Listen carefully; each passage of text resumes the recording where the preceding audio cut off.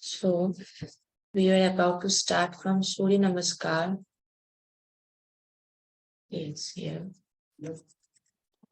स्थूल व्यायाम तक we have completed. सूर्य नमस्कार से आज स्टार्ट करेंगे. So सूर्य नमस्कार क्या है? It is a combination of आसन and सूक्ष्म व्यायाम. There are different steps of सूर्य नमस्कार. There are in yoga tradition. तो डिफरेंट स्टेप्स होते हैं सूर्य नमस्कार के. अलग अलग योगिक ट्रेडिशन में बहुत सारे वेरिएशन आपको मिलेंगे सूर्य नमस्कार के. स्टेप्स का वेरिएशन. सूर्य नमस्कार and the yoga asanas are a blessing bestowed to mankind by the ancient sages who devised practical methods to tame the body and mind for higher spiritual and material pathways. According to the sages, body and mind are interrelated. An unhealthy body will house an untamed mind.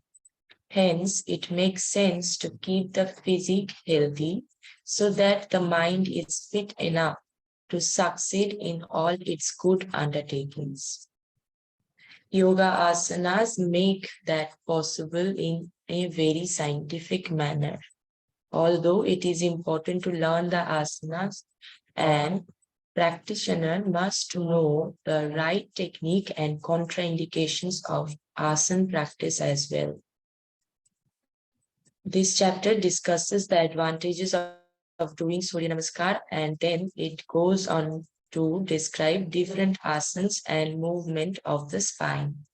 तो कोई भी आसन जब आप करें, सूर्य नमस्कार के भी सारे आसन एंड योगिक प्रैक्टिस के जैसे इसमें भी एक बॉडीली फिजिकल बेनिफिट रहता है और मेंटल बेनिफिट भी रहता है. और इसको भी करने से पहले या फिर कोई भी आसन करने से पहले, before knowing anything you should know the contraindication कि किस कंडीशन में उस आसन को प्रैक्टिस नहीं करना चाहिए. बिकॉज योग आसनास जो है वो अगर सही तरीके से प्रैक्टिस किया जाए तो वो बेनिफिशियल है, और अगर तरीका गलत हो तो वो हार्मफुल है. Okay, so always know about the contraindications of any asana and any practice, and not even asana, pranayama, mudra, bandha, every practice. Okay. तो सूर्य नमस्कार के क्या क्या बेनिफिट्स है? It helps in losing weight, improves digestion, improves posture, relieving and strengthening muscles, improves skin glow, gives you morning energy, helps in detox, improves sleep schedule, ensures hormonal balance and a regular menstrual cycle, helps you in maintaining a positive vibe. So these are very few benefits. इससे भी कहीं ज्यादा benefit सूर्य नमस्कार के आपको मिल जाएंगे कहीं पे भी आप देखेंगे तो. So these are the few benefits जो like हमारे डेली लाइफ में हेल्प करता है. And then you come to the precaution that you have to know first कि कौन और किस सिचुएशन में सूर्य नमस्कार को परफॉर्म नहीं करना चाहिए. People with bone weakness or muscle weakness should avoid it. तो इसका भी जो भी ये बोल रहे हैं bone weakness, muscle weakness, इसका भी एक लेवल रहता है कि ऐसे ही हमें लग सकता है थोड़ा सा पेन हो रहा है तो लग सकता है कि ये हमारे मसल्स बहुत वीक है, we cannot do it. तो ये सामने वाले को समझना है कि if we can do it or not, और वही हमें सीखना है कि कैसे हम हमारे सामने जो है उनको वो कुछ कर सकते हैं या नहीं. उनका बॉडी कंडीशन समझना, उसको समझते हुए फिर आगे बढ़ना चाहिए, और खुद को भी प्रैक्टिस करते हुए अपनी बॉडी कंडीशन को अच्छे से समझना चाहिए. Okay, the sequence should be avoided by people who suffer from high blood pressure. मतलब हाई ब्लड प्रेशर में ये जैसे हमने सीक्वेंस वाइज 1 2 3 4 5 6 7 8 9 10 11 एंड 12 जो स्टेप करते हैं उसको नहीं करना है. जिनको हाई ब्लड प्रेशर है, वो उसमें से ही कुछ कुछ आसन अलग से प्रैक्टिस कर सकते हैं। जैसे सूर्य नमस्कार में टोटल कितने आसन रहते हैं? ऑलमोस्ट आई थिंक 10 आसन, 10 डिफरेंट आसन, 9 एक्चुअली डिफरेंट आसन रहता है, राइट? एक है हस्त उत्थान आसन, पहले है प्राणायामासन, देन हस्त उत्थान आसन, पदहस्तासन, और फिर दक्षिण अश्व संचलन, and then you have Parvatasana. Next you have Vam Ashwa Sanchalan, and then क्या है आपका पदहस्तासन again, and हस्तोत्थानासन again, and then प्राणायामासन again. तो हाई ब्लड प्रेशर अगर किसी को है तो वो मतलब बहुत ज्यादा, ये भी हर एक चीज का, जैसे हाई ब्लड प्रेशर, इसका भी एक लेवल है। किसी को शायद 140 या 160, 150 हाई लगे, और किसी को उससे भी बहुत ज्यादा होता है, 200 से अबव भी होता है किसी किसी को। तो it is also like highly समझना पड़ेगा आपको कि कौन कर सकता है, कौन नहीं। ठीक है। एंड जैसे बहुत ज्यादा ब्लड प्रेशर अगर हाई होता है तो आपको हाथ ऊपर, जैसे Hasta Uttanasana, you can not do it, इसको आपको अवॉइड करना पड़ेगा। ऐसे ही कुछ कुछ और है, इसीलिए सीक्वेंशियली उसको परफॉर्म नहीं कर सकते, बट फ्यू आसनास अलग से कर सकते हैं as asana practice. And then those suffer in from arthritis should avoid surya namaskar. Arthritis में भी बोन वीक रहता है ना बहुत ज्यादा, that is why सूर्य नमस्कार cannot be done. Injuries to the wrist should not practice it because wrist का बहुत ज्यादा वर्क रहता है सूर्य नमस्कार में। पर्वतासन में आपको रिस्ट का जरूरत है, अश्व संचालन में रिस्ट का जरूरत है, भुजंग आसन में रिस्ट का जरूरत है, and then each and everything, मतलब many of the asana need the strength of wrist, so any injury cannot practice it, and pregnant women should also avoid it. These are the few precautions. And excuse me Trisha ma'am, yes, जब हम लोग सूर्य नमस्कार करते हैं और जहाँ पर wrist का यूज होता है तो बिगनिंग में शुरू करने के टाइम में आपका जो एल्बो जॉइंट होता है ना, वहां पे पेन होने लगता है। बिगनिंग मतलब कौन से स्टेप में? नहीं, जैसे स्टार्ट जब करते हैं हम लोग, है ना, yes. और जब आप इसमें जाते हैं, वो क्या कहते हैं, देखिए, अच्छा, जहाँ पर रिस्ट पे हमको प्रेशर देना पड़ता है, या पर्वतासना पे या किसी पर जाते हैं, yes. जहाँ रिस्ट पे हमको, हाँ, जहाँ पर रिस्ट पे हमको फोर्स करके खड़ा होना होता है, हिप को ऊपर करके, तो वहां पे करने के बाद जब कर लेते हैं उसके बाद जो है गोल्फ मसल्स पेन जो होता है ना, वो होने लगता है। ओके, तो अगर बहुत ज्यादा प्रॉब्लम है तो you should avoid it first. And weight shift का ना बहुत इम्पोर्टेंस रहता है, कोई भी आसन जब आप प्रैक्टिस करें, कि आप अपनी बॉडी का वेट किस पार्ट पे शिफ्ट कर रहे हैं। इनको शायद गोल्फर्स एल्बो का थोड़ा बहुत problem already she is having, golfer's elbow may be पहले से उनको थोड़ा प्रॉब्लम होगा, तो जैसे प्रेशर पड़ता है तो इंक्रीज हो जाता होगा पेन। हाँ, हो सकता है। पहले Yes. पता नहीं था, पर Yes. करने से जो है ना, फिर कंटिन्यूअस रखने पे फिर धीरे धीरे जो है वो सबसाइड कर जाता है।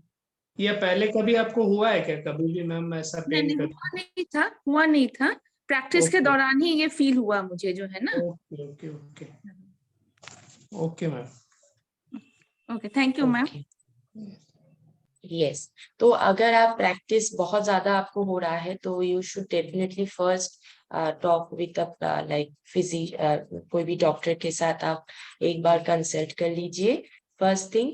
एंड यस, जब भी आप कोई आसन करे, आप लाइक हम लोग फर्स्ट जब करते हैं ना, तो हम अपने बॉडी को उतना ज्यादा संभाल नहीं पाते हैं कि बॉडी का वेट कैसे शिफ्ट करे, कहाँ पे प्रॉब्लम है, तो वहां पे हम लोग वेट ना दे ज्यादा। इस चीज का भी आप ध्यान रख सकते हैं थोड़ा सा। एंड बेटर कि आप एक डॉक्टर के साथ कंसल्ट करें If there is any problem, then you will have to पहले उस प्रॉब्लम को ठीक करना पड़ेगा and then you can do this. बहुत सारे जैसे सूक्ष्म व्यायाम है, उससे आपके एल्बो जॉइंट्स का जो है स्ट्रेंथ बढ़ता है. ठीक है, तो आपका कंडीशन समझते हुए आपको वैसे प्रैक्टिस करना पड़ेगा. राइट, वो जो हम लोग हाथ को स्ट्रेच करके जो बेंड करते हैं रिस्ट को ना, हाथ को बेंड करके, जैसे हाथ को हम लोग स्ट्रेट करके और रिस्ट के पास से बेंड करते हैं, नीचे की ओर बेंड करते हैं और पुश करते हैं, उसको प्रेशर देते हैं ना ऐसे. या ओके, ये तो है ही. इसके साथ और भी बहुत सारे हैं. बेसिकली स्टैंड करके हैंड को ऐसे करते हैं और इसको ऐसे Yes. बेंड करते हैं डाउनवर्ड एंड अपवर्ड, तो फिर यहाँ पे Yes. आपको रिलीफ महसूस होने लगता है, यहाँ पे रिलीफ लगता है ना आपको. हाँ. ओके, हाँ, तो आपको उससे वो तो ठीक है, वो आपका पेन रिलीफ, वो है आपका स्ट्रेच. ये जो हम लोग कर रहे हैं, this is called stretching. It will not ये आपको हीलिंग नहीं देता है. If you want healing from it, तो आपको जो है एल्बो के जो स्ट्रेंथ बढ़ाता है ना, वो सूक्ष्म व्यायाम आपको प्रैक्टिस करना चाहिए. तो इट विल बी बेटर, आपके स्ट्रेंथ बढ़ेगा, वो अंदर से ठीक होगा. It's not कि आपको रोज पेन हो रहा है, आप स्ट्रेच कर रहे हैं and then fine and then it comes again. So सूक्ष्म व्यायाम is very important. Right. Okay. Okay. So any more questions, and otherwise we will move on. I think Ma'am, no. আমাদের So let's. per month, হ্যাঁ hello, হ্যাঁ আমাদের per month যে period হয় সেই টাইমে সূর্য নমস্কার করা যায়? না, এখানে actually it depends যে তোমার বডির কন্ডিশন কি আছে. অনেকেই অনেক ফিট পার্সন থাকে, যেমন মানে খুব পপুলার, স্যারও আমাদের এভাবেই বুঝিয়েছিলেন, যে Anushka Sharma the heroine actress, उन्होंने क्या किया था जब वो प्रेग्नेंट थी, वो शीर्षासन का प्रैक्टिस कर रही थी, हेड स्टैंड. शायद किसी किसी को पता होगा इस चीज के बारे में. So it's all about fitness, how you are feeling. वैसे मना किया जा सकता है अगर आपको पेट में दर्द हो रहा है, तो if you are feeling uncomfortable then don't do it. और उस समय एनर्जी भी थोड़ा लो रहता है, देन डोंट डू इट. ठीक है. अदरवाइज देखिए, एज अ योगा इंस्ट्रक्टर मेरा तो 30 डेज क्लासेस रहता है, तो I have to ignore my period days. जो बहुत ही ज्यादा अनकंफर्टेबल ना हो वो मैं करती हूँ, उसमें कुछ प्रॉब्लम नहीं होता है. But yes, you will have to understand your body. This is the main thing. If you are feeling comfortable, then you can do it. Otherwise, आपको ignore करना चाहिए. How many states? আমরা জানি যে Sorry. Yeah, Roshan this side. How many states to be done for this Surya Namaskar in one go? Steps. Okay. You have 12 steps. No, Okay. no state. No, I'm said. I mean, how many round? How many times you have to do? Number of Okay. times, How many ma'am. repetitions? Yeah. How many sets? Yeah. How many sets of Okay. Surya? Okay, so it depends on you. You can do 1, you can do 2, you can do 5, even 30, even 50, 70. It depends on you.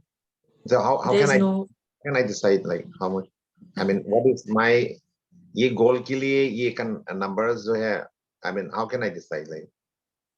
I want like more on say like मैं थोड़ा सा अभी weight lose करना है और थोड़ा muscles को build up करना है. So it's the how many states I have to go like any.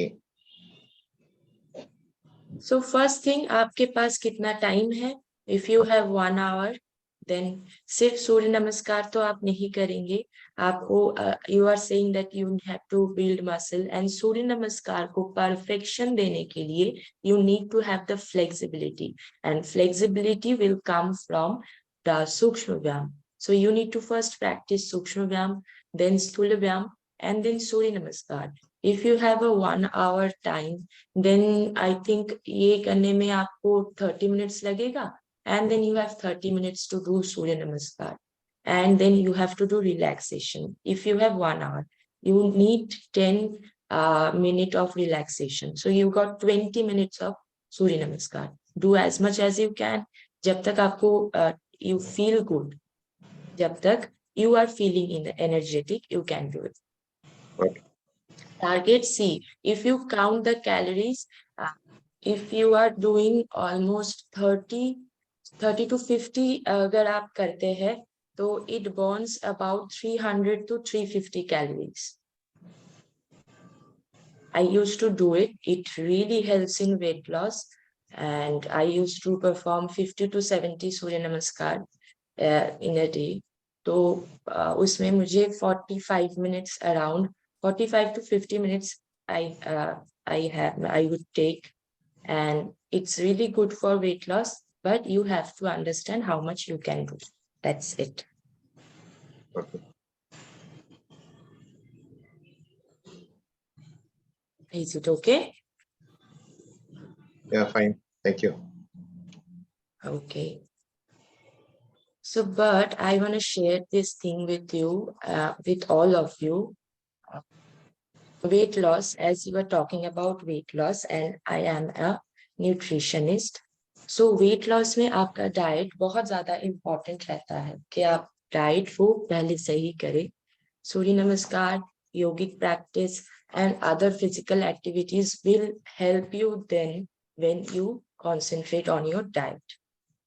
So this is just a like advice for you because you want to lose weight.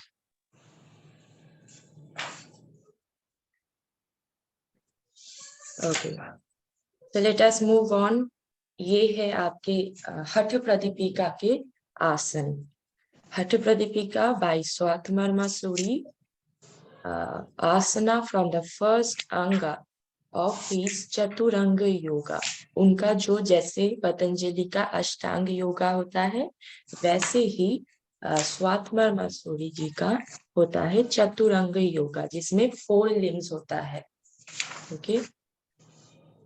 तो first अंगा होता है आसन, and then you have pranayam, mudra, and bandha. These are the 4 steps of chaturanga yoga. और उसमें first है आसन, और उस आसन में क्या क्या आसन आता है देख लीजिए. सिद्धासन, पद्मासन, सिंहासन, स्वतिकासन, वीरासन, मत्स्येंद्रासना, गोमुखासन, भद्रासन, मयूरासन, कुक्कुटासन, कूर्मासन, उत्ताना कूर्मासन, शवासन, धनुरासन, एंड पश्चिमोत्तासन. ये 15 आसनास है जो कि कुछ प्रैक्टिस तो आप लोग भी करते होंगे मॉर्निंग सेशंस में, कुछ अननोन होंगे, और जो आपको इन सब का डिटेल शायद एग्जाम में ना पूछे, बट अगर आपको पढ़ना है तो आप अलग से ये सब का पढ़ाई कर सकते. It will be good for your practice. And Swatmarma says that practice of asana results in arogyam, good health, sthiram, stability, and analagama, lightness of the body. Good health के लिए तो therapeutic yoga is very popular. Stability देता है ये आपके शरीर में या mind में, and आपके body को lightness provide करता है. शायद आपका weight कम ना हो, but you will feel light when you practice asanas. Okay. तो इन सब का health and fitness का जो benefit है वो भी यहाँ पे है. This is very like good कि यहाँ पे health benefit, therapeutic benefit, and then you have spiritual benefits too, so that you can understand that asana, what does asanas do for us. One of the most immediate health benefits of practicing Hatha Yoga Asana is that one gets a feeling of calmness. When a person focuses on his or her yoga practice, he or she may focus less on his or her worries or woes. Yoga can increase flexibility, range of motion, and strength, as well as enhance the balance, leaving a person with a higher fitness level and reduced risk of injuries. So yes, when we are focusing on something positive, then we forget about our worries and the outer world, and we only practice in our breath, in our body, and like हम हमारे ऊपर concentrate करते हैं, and this gives you a calmness. And और obviously आप practice करेंगे आसन तो आपको फ्लेक्सिबिलिटी भी मिलेगी. फ्लेक्सिबिलिटी से क्या होता है, बॉडी में फ्लेक्सिबिलिटी क्यों इम्पोर्टेंट है? It reduces the risk of injuries. Like ऐसा होता है कि फ्लोर में शायद पानी गिरा है, आप चल रहे हैं, आप गिर सकते हैं उससे, लेकिन आपका अगर उतना ज्यादा बैलेंस है बॉडी में, अगर आप कॉन्शियस है कि यस मैं गिर सकती हूँ, यू विल फाइंड समथिंग कि आसपास क्या है. अगर कुछ भी नहीं है, you are definitely going to fall. But if there is something and you have the flexibility to reach that, then only you can reduce the risk of injury. So this is what the thing is. And although practicing yoga poses doesn't burn as many calories as an intense activity such as running, you can still lose weight with a regular yoga practice if it is combined with diet control and some form of aerobic exercises. Yes, the same thing. सिर्फ योग का practice करने से weight loss में आपको उतना benefit नहीं दिखेगा.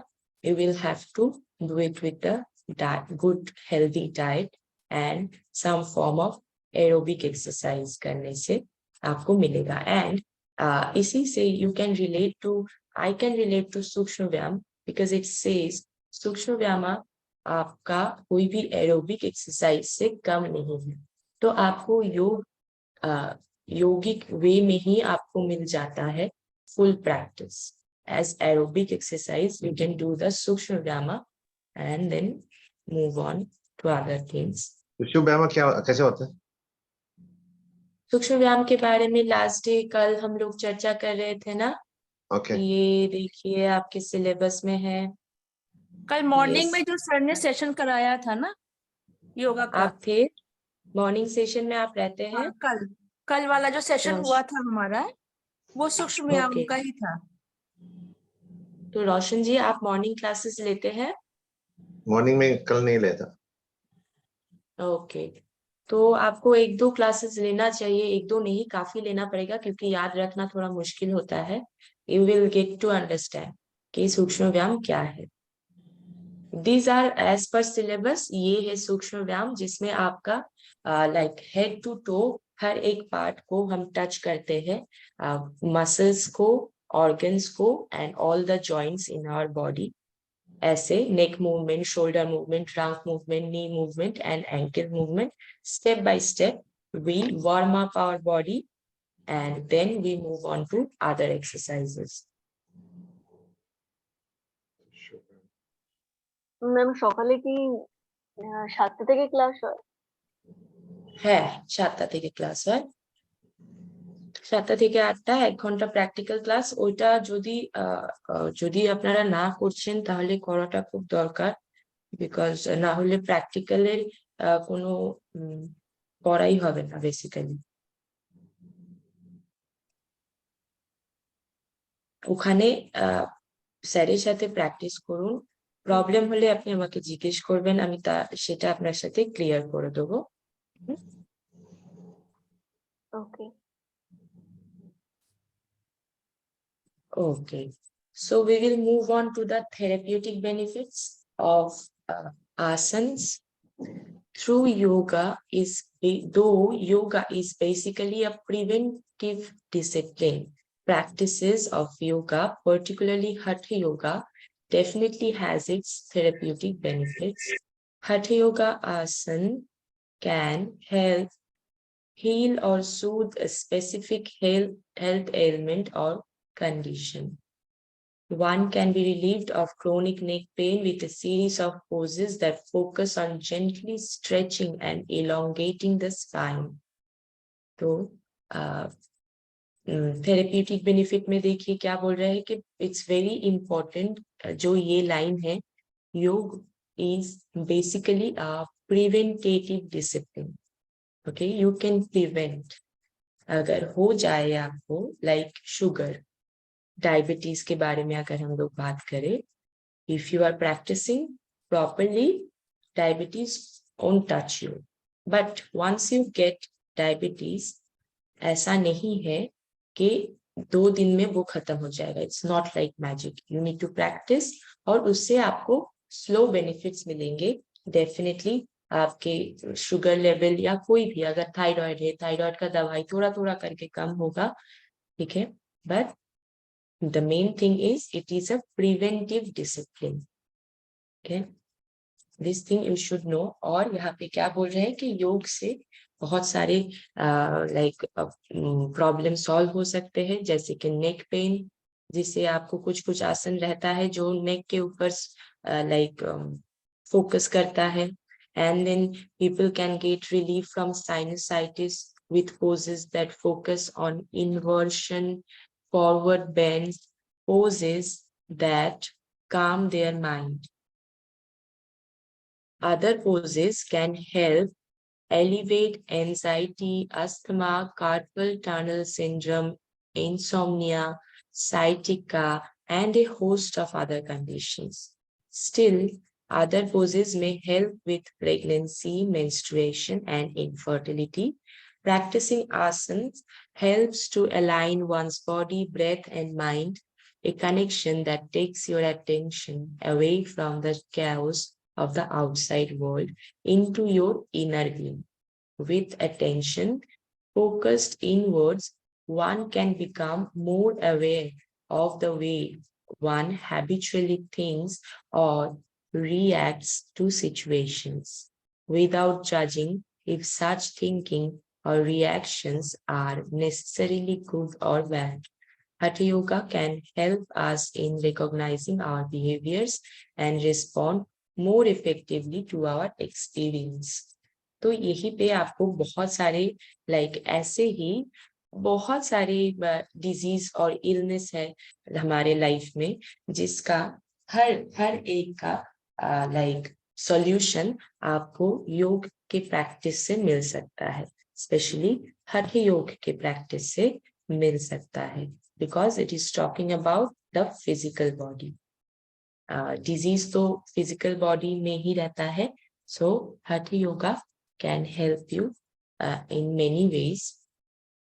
And then it also, when you are focusing on one thing, it is also a kind of you can say meditation. You are focusing on your breath, you are focusing on your body, leaving everything away. So when you do that, you also like balance your body, breath, and mind too. This is how. इसके बारे में क्यों बोल रहे हैं? क्योंकि बहुत सारे लोगों को स्ट्रेस का प्रॉब्लम होता है, एंजाइटी का प्रॉब्लम होता है, राइट? तो हाइपरटेंशन, ये सब चीजों से भी आपको रिलीफ हठ योगा के प्रैक्टिस से मिल सकता है. These were the therapeutic benefits. And then you have spiritual development. Spiritual development कैसे होता है? Hatha Yoga's overall goal is to enhance the spiritual development, which it does by releasing the energy that flows throughout your body and balancing the opposite aspects of your being. According to yoga theory, everyone has masculine and feminine aspect to one's being, referred to as the hot, active energy of the sun or Ha, and the cooling and receptive energy of the moon or Tha. Hatha, which literally translates to sun moon, balances these two opposites while opening one's energy channels of the body. This main channel is in the spine, which holds the divine energy or Kundalini Shakti at its base. The object is to achieve balance so that energy streams freely through your body, ultimately facilitating a spiritual awakening. So yes, spiritual development हर योग का जो path होता है वैसे ही हठे योगा का भी main जो M है वो है स्पिरिचुअल डेवलपमेंट. लेकिन डिफरेंस बस इतना है, it takes the path of physical development first and then spiritual development, but goal are same of all the yoga paths. And जैसे हमने पहले भी बात किया था इस बारे में हठ कुंडलिनी शक्ति के बारे में, when the energy flows freely, then you feel like better energy. What happens when you have the Kundalini Shakti? It's just that your mind is calm, you can think properly, you can judge properly in a situation, and that is when you know that yes, this is the Kundalini Shakti, we are looking for it. And when it stays for all the time, it's not like we have a situation is going good and the other situation is not. That's not Kundalini Shakti ka jagran. Jab it stays equally all the time in you, then it is called that Kundalini Shakti ka jagran hua hai. और कुंडलिनी शक्ति का जागरण हठ योगा के practice से होता है, because it like takes under the concept of Ira Nari, Pingla Nari, and then energy like the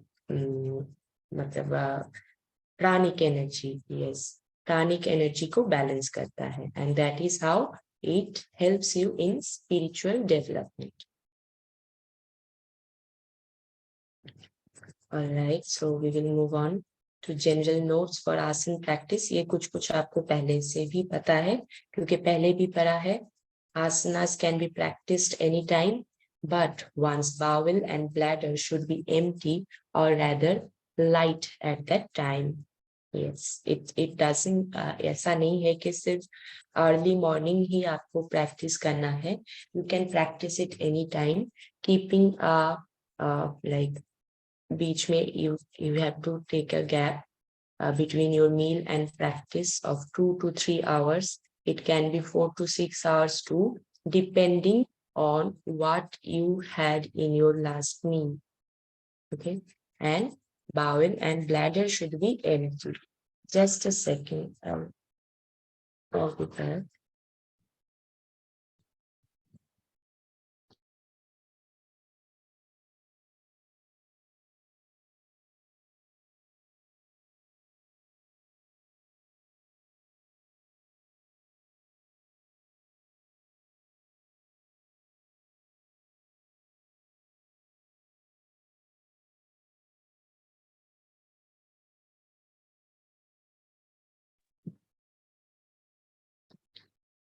Yes.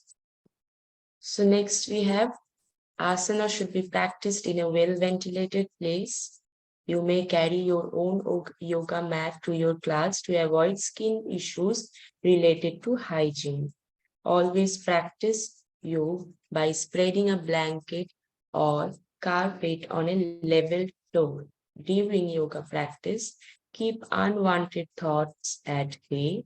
During illness, after surgeries, fractures, sprains, one should refrain from doing yoga. Resume practicing yoga only after consulting a physician. Okay. So whenever you practice yoga, you should remember this point कि you are practicing, well जहाँ पे हवा आते जाते रहता है और maybe ventilation का good system है, and you will have to carry your own mat, and even mat के ऊपर भी आप towel का use कर सकते हैं. उससे आपका like it's a better hygiene, I think, because you can wash your towel very थोड़े थोड़े दिनों में towel को wash करना is easy, right? So that is why. And you should never ever practice yoga on a non-level floor. एक level जगह पे आपको अपना मैट बिछा के प्रैक्टिस करना चाहिए. And the most important thing क्या है कि during yoga practice keep unwanted thoughts at bay. Focus on your body, on your breath. And of course, if you have any physical ailment or injury, consult your physician before practicing. So these were few like आपके लिए कुछ suggestion है कि yoga practice कैसे करें. And this was from हठ yoga. And उसके बाद आपको प्राणायाम, ध्यान और उसके हेल्थ बेनिफिट के बारे में पढ़ना है. Okay, so any question from the last topic? I guess no. No, So ma'am. we'll move. Okay, right. Okay, so we'll move on to pranayam. Pranayam क्या है? Prana refers to the life force or the vital energy which is responsible for all the functions, physical and mental, in the human being. Ayama refers to the ability to control your body by stretching, expanding and elaborating. Okay. तो दो प्राणायामा दो शब्द से बनता है. First is prana and then is ayama. प्राण का मतलब है लाइफ फोर्स और द एनर्जी एंड और in like general sense you can refer this to breath, जो हम लोग सांस ले रहे हैं. एंड आयम, आयम क्या है? आयम मीन्स कंट्रोल. आयम का अर्थ है कंट्रोल करना. कैसे कंट्रोल करेंगे ब्रेथ को? जैसे प्राणायाम प्रैक्टिस में हम लोग करते हैं, एक पर्टिकुलर टाइम लेते हैं, पर्टिकुलर प्राणायाम करते हैं, जैसे ब्रीदिंग का इंस्ट्रक्शन रहता है वैसे करते हैं. So with practice it gets control. Long, deep and then long and long with practice. Hence, pranayama refers to the control of prana by stretching it. और यहाँ पे जो बोला गया है ना, ayama refers to the ability to control your body by stretching. ये body नहीं होगा, ये प्राणा होगा और ब्रेथ होगा, बॉडी नहीं है. Okay. Breathing is the means through which control of prana is brought about. While yes, मतलब ब्रीदिंग को ही लाइक इन जनरल सेंस हम लोग ब्रीदिंग ही समझते हैं प्राणा को. While in Patanjali's Yoga Sutras, breathing is emphasized in pranayama practices. In Hatha Yoga, retention or kumbhak is emphasized. तो like Patanjali योग सूत्र में होल्ड करना या फिर ब्रेथ को रिटेन करने की कॉन्सेप्ट नहीं है, जो कि कॉन्सेप्ट हमें हठ योगा से मिलता है, जिसे कि कुंभक बोला जाता है. कुंभक और इंग्लिश में retention. In fact, Swatmarma in Hatha Pradipika refers to 8 varieties of kumbhak instead of pranayama. यहाँ पे कुंभक बोला जाता है. हठ प्रदीपिका में, हठ योगा में प्राणायाम को कुंभक बोला जाता है. So don't get confused. ये जैसे है, ये 8 जो कुंभक है इनको एक साथ अष्ट कुंभक भी बोला जाता है. अष्ट मीन्स 8 एंड प्राणायामा और कुंभक वही है. सूर्य भेदना, भस्त्रिका, उज्जयी, शीतली, शीतकर्णी, भ्रामरी, प्लावनी एंड मूर्छा. इनका नाम आप याद रखिए, बहुत इंपॉर्टेंट है कि आपको ऐसे लाइक ऐसे सवाल आ सकते हैं कि सूर्य भेदना प्राणायाम refers to which like scripture, which yoga path. Like तो ये हठ प्रदीपिका का है, ये चीज आपको समझना चाहिए. और हठ प्रदीपिका इज ऑफ स्वात्मर्मा सूर्य. In addition to this, Swatmarma also refers to Nari Shodhan Pranayama, alternate nostril breathing, or Anulom Vilom Pranayama. तो अनुलोम विलोम प्राणायाम के बारे में भी बोला गया है. In one of the shloks of Swatmarma says that all types of diseases can be eliminated by proper practice of pranayama. All types of diseases can be attracted by improper practice of pranayama. This fact brings to fore the importance of learning pranayama under proper guidance. हर एक practice का same है. अगर आप सही तरीके से करते हैं तो आपको बेनिफिशियल होगा, नहीं करते हैं it will be dangerous for you. So always practice under proper guidance or someone experienced. Pranayama involves 3 elements: Purak, Kumbhak and Rechak. पूरक मतलब इनहेल करना, कुंभक मतलब होल्ड करना, रेचक मतलब एक्सहेल करना. तो हर एक, जैसे अगर हम लोग शीतली प्राणायाम के बारे में जाने या शीतकरणी, जो भी आप बोले, उसमें जैसे इनहेल करते हैं then you can hold your breath and then you exhale. So ये these 3 elements are there in any pranayam practice. Kumbhak practices are accompanied by bandhas with the intention of awakening and raising the kundalini. तो बंधा का practice pranayama and बंधा के practice के साथ आपको कुंडलिनी शक्ति में जागरण करने में हेल्प करता है. Only pranayama own do it, और उसके साथ बंधा का भी प्रैक्टिस होना चाहिए. Swatmarma also emphasizes the invariable connection between prana, breathing, and the mind. When one works, the other also works.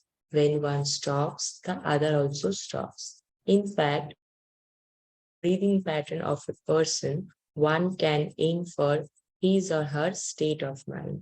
Yes, अगर कोई बहुत जोर से breathe in and out कर रहा है, बहुत ज़्यादा रैपिड, तो you can understand that yes he is like he is in tension और मे बी टायर्ड और मे बी कि वो रन करके आ रहे हैं.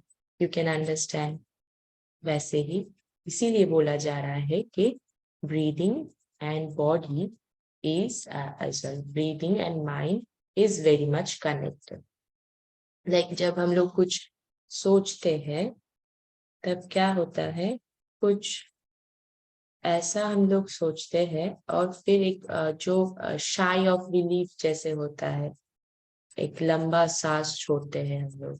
सो यू कैन अंडरस्टैंड, अगर आपके सामने कोई कर रहा है कि that yes he was thinking something about very deep और maybe there is some problem, right? So that is how it is related, prana and mind.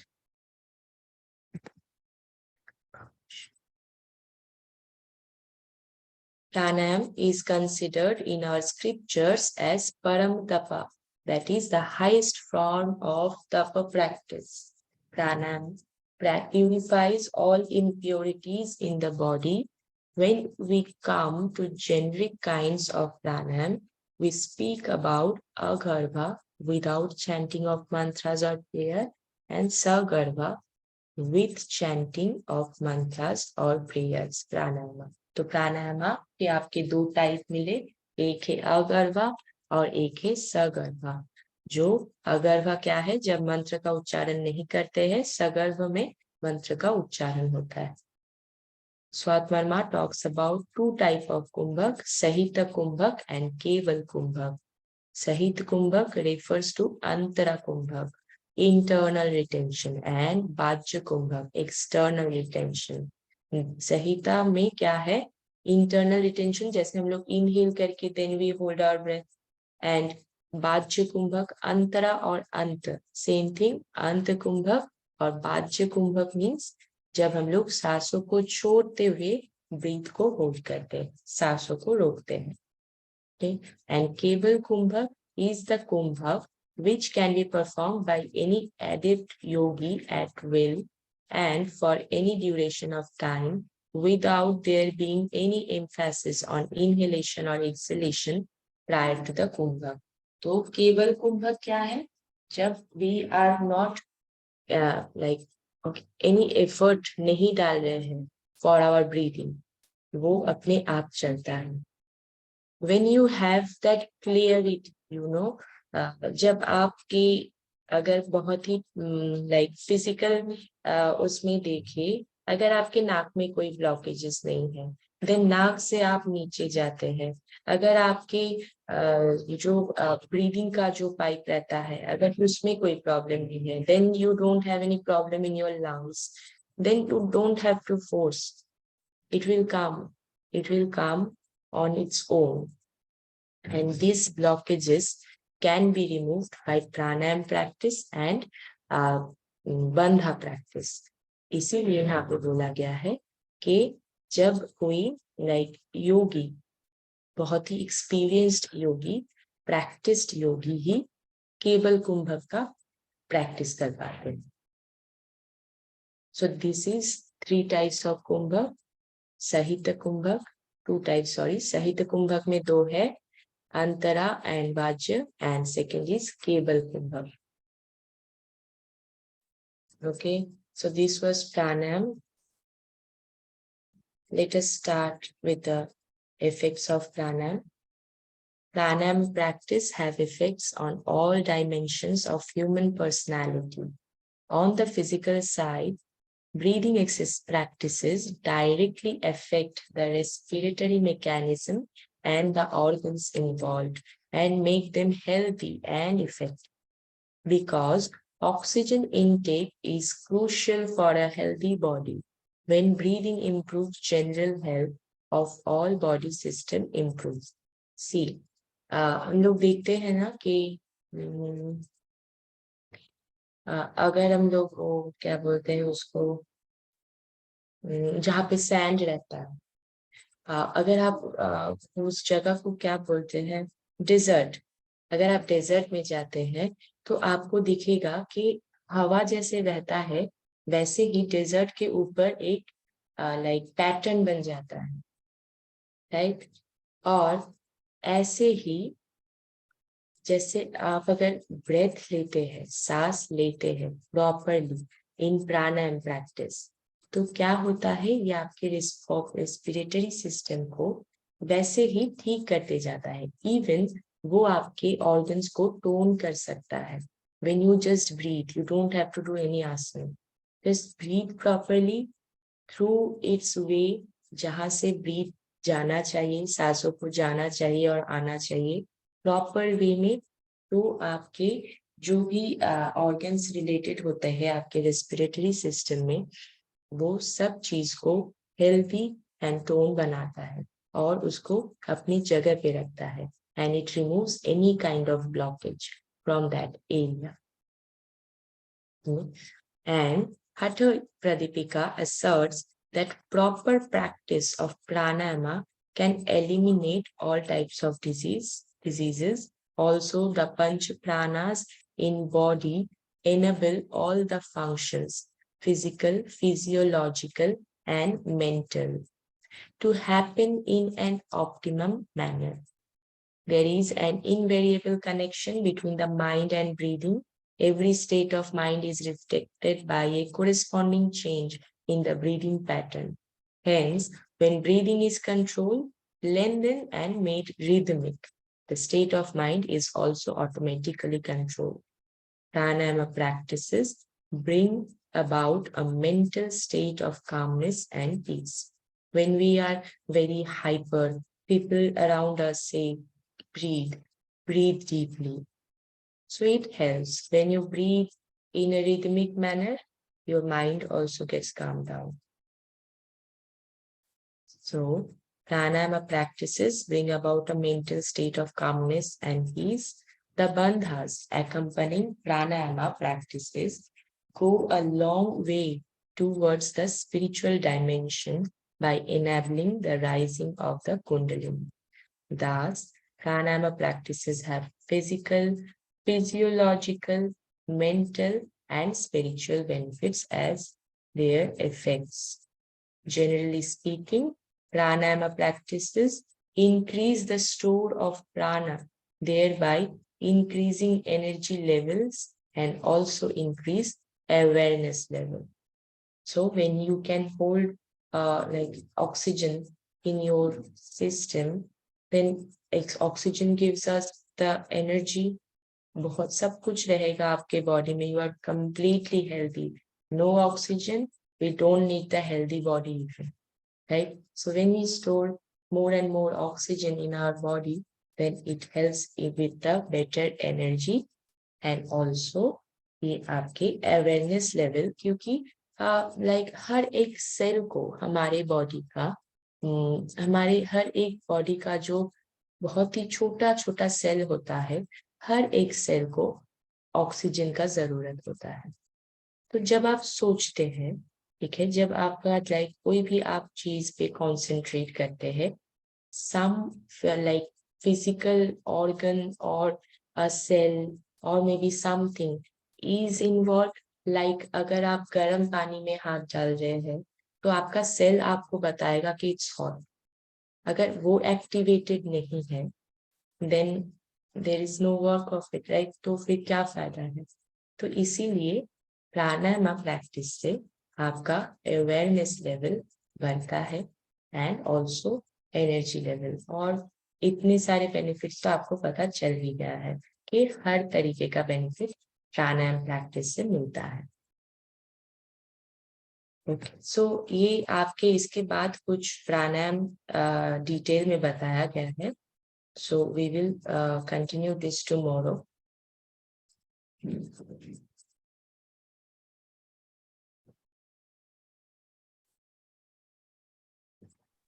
Okay. So then let us conclude our session if you don't have any doubts. Ma'am practical class morning में होगा, आज नहीं हुआ था, कल morning में होगा. आपको मैसेज मिला था आज नहीं होने वाला था इसका? नहीं हुआ, नहीं मिला था, पर शुरू नहीं हुआ तो हमने कांटेक्ट किया था तो उसमें आया था कि आज नहीं होगा. ओके, ऐसे तो रोज होता है, शायद आज कुछ प्रॉब्लम हो गया था जिस वजह से नहीं हुआ. इट शुड बी कल होना चाहिए. You can message sir to ask कि कल प्रैक्टिस होगा कि नहीं, वो जरूर आपको बताएंगे. Okay okay, thank you. Okay. Ma'am, Okay, we are so taking classes from Monday to Friday. So, is there class tomorrow? no, tomorrow is Saturday, right? No, Right. there will be no classes. Right. So Monday Monday to Friday. Yes. Right. Thanks for remembering. Okay. So let us conclude our session with prayer. Join your palms. Keep close your eyes and straighten your spine. Sarve bhavantu sukhinah. Sarve santu niramana. Sarve bhadrani pashyantu. Ma kaschit dukh bhag bhave. Om Shanti Shanti Shanti. Have your palms. When you please usually round, attach with your face and eyeball. And then take your time to open your eyes. And thank you. So I'll see you all on Monday. Okay, bye.